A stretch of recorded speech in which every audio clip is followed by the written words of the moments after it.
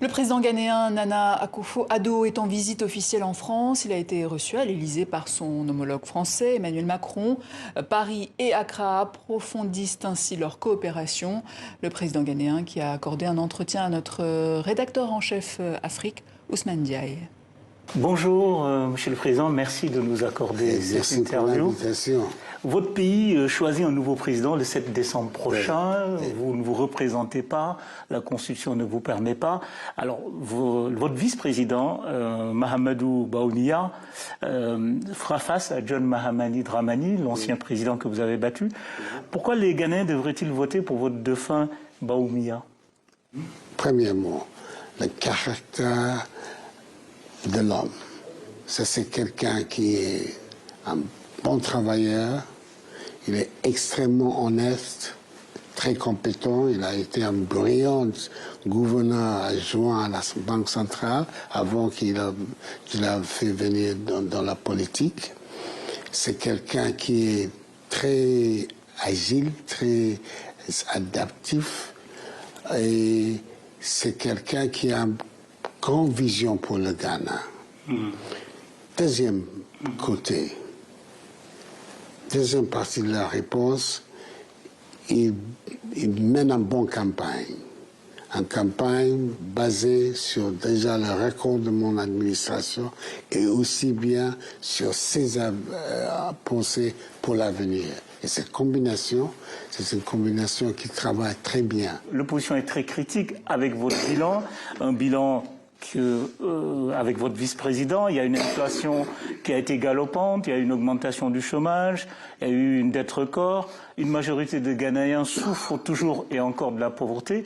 Au moment de partir, n'avez-vous pas quelque part un sentiment d'échec? Non, pas du tout.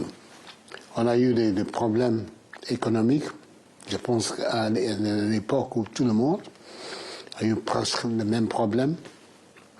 Mais aujourd'hui, après 2 ans, après l'accord qu'on a eu avec le FMI, qui est en train d'appliquer,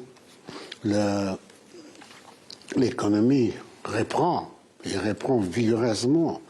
Même avec tous ces problèmes, je vais laisser un taux de croissance beaucoup plus supérieur à ce que Mahama a laissé à la fin de son mandat. Mais il y a les conditions de vie des Ghanéens qui se plaignent beaucoup de l'inflation, de la vie chère. Non, la vie commence à améliorer, le coût de vie commence à améliorer, le prix de nourriture, tout ça qui a été avant très élevé commence à baisser sensiblement à cause des mesures qu'on a prises.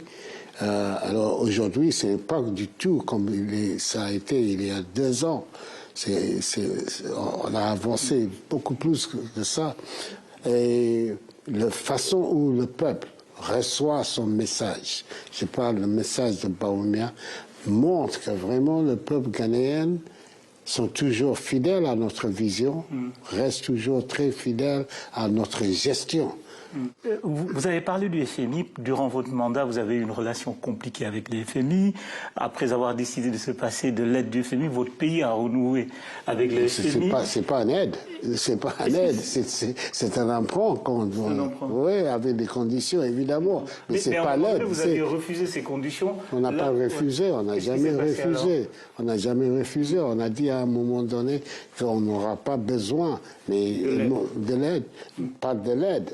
De la coopération avec le FMI. Mais le moment est venu où c'était nécessaire qu'on prenne l'engagement qu'on a pris avec le FMI. Et ça nous a beaucoup aidé. Mais juste pour comprendre, à un moment donné, vous n'aviez plus besoin du FMI, là vous avez renoué le FMI, et ça veut dire que le Ghana ne peut pas se passer de ces institutions sur le temps long. Il doit passer, parce qu'on est en train de bâtir une économie beaucoup plus solide qu'on a inhérité. J'ai inhérité une économie qui avait une croissance de 3% à l'époque de Mahama, qui même sans la difficulté mondiale qu'on a eu dans mon deuxième mandat, le taux d'inflation était à 15% à ce moment-là. Pendant mon premier mandat, pour 3 ans successifs, on a eu un taux d'inflation moins de 10%, single digit, comme on dit en anglais, qui était la première fois depuis 30, 40 ans dans l'histoire du Ghana. C'était l'intervention de la Covid, succédée par les conséquences d'un conflit en Europe, qui a fait que tout a été bousculé, tout a été bouleversé. Et c'est ça qui nous a amené, au fin de compte, à traiter avec les FMI. Mais maintenant, la discipline qu'on doit avoir, les mesures qu'on a prises pour redresser la situation, commencent à faire donner des résultats positifs. Vous avez joué un rôle important dans la sous-région pendant vos 2 mandats. Vous avez eu 2 mandats successifs à la tête de la CEDEAO, chose rare. Aujourd'hui, le Mali, le Niger, le Burkina se sont retirés de la CEDEAO. Est-ce que ça ne remet pas en cause l'avenir de l'institution? Le Ghana, je rappelle, est un des pays importants de la CEDEAO. Bien sûr, ça remet en cause l'institution. C'est très inquiétant. Et il faut qu'on trouve une solution. Ça, c'est les pays fondateurs de la CEDEAO. Mali, Niger, Burkina Faso. Et s'ils ont retiré, ça veut dire qu'on doit revoir comment faire marcher cette institution. Mais c'est important qu'on réussisse à trouver une solution. Parce que l'avenir de nos pays en Afrique, son intégration, ce ne sera pas un avenir vraiment positif. Il faut l'intégration de nos économies, il faut l'intégration on voit partout dans le monde cette agrégation, cette agglomération des pays. Et l'Afrique ne peut pas être l'exception. Vous pensez que le Mali et tous ces pays-là de l'AES, comme on dit, peuvent revenir au sein de la CEDEAO? À un moment donné, je pense que ce sera possible. On verra bien. L'histoire nous montre beaucoup de choses. Mais je pense que pour eux-mêmes, ils vont voir que c'est beaucoup mieux d'agir au sein de la CEDEAO, d'agir comment on dit, outside, à l'extérieur, en dehors de la CEDEAO. Alors je suis optimiste. Ce sera pas facile. Ce ne sera pas facile, mais je pense que c'est important qu'on trouve une formule qui leur permette de revenir au sein de la CEDEAO. En 2022, Monsieur le Président, vous aviez alerté sur la présence de mercenaires russes de Wagner chez votre voisin le Burkina. Pourquoi l'influence russe en Afrique vous inquiète? L'influence, pas seulement de la Russe, moi je n'ai jamais accepté l'idée des troupes étrangères dans l'Afrique. Je ne vois pas Quel que soit le pays, la France, la Russie... Quoi que ce soit, je ne vois pas la nécessité. On doit régler nos problèmes nous-mêmes. Pourquoi on a besoin...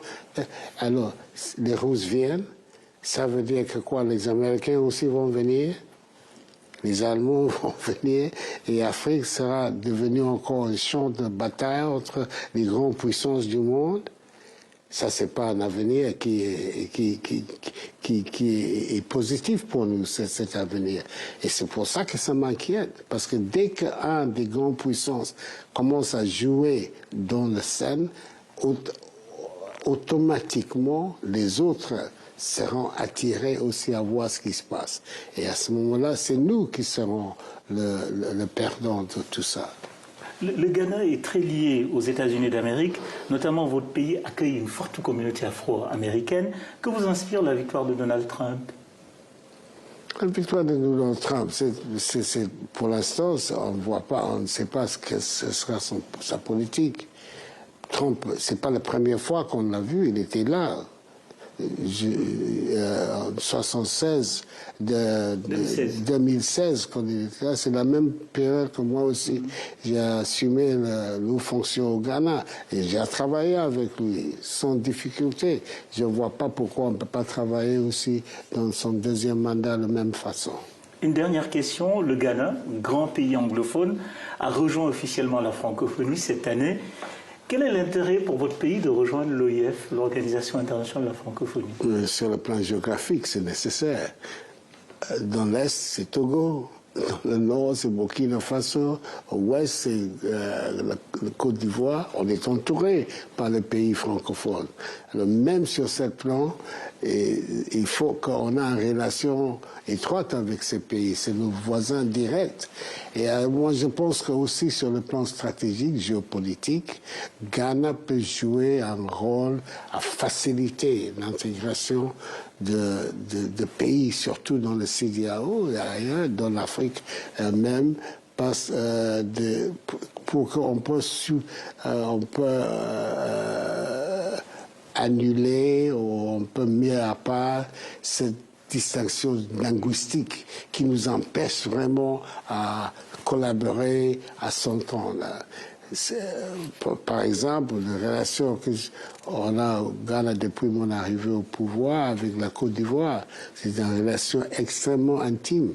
Et c'est quelque chose que j'ose dire pourra être la base de ce regroupement, cette collaboration, cette intégration dans l'Afrique de l'Ouest qui va nous permettre, nous tous, d'avoir un avenir beaucoup plus élargi, beaucoup plus fructueux. Merci, Monsieur le Président, pour cette interview en français. Ah, merci. Merci de votre part aussi. Merci. Merci beaucoup. C'est moi. Merci.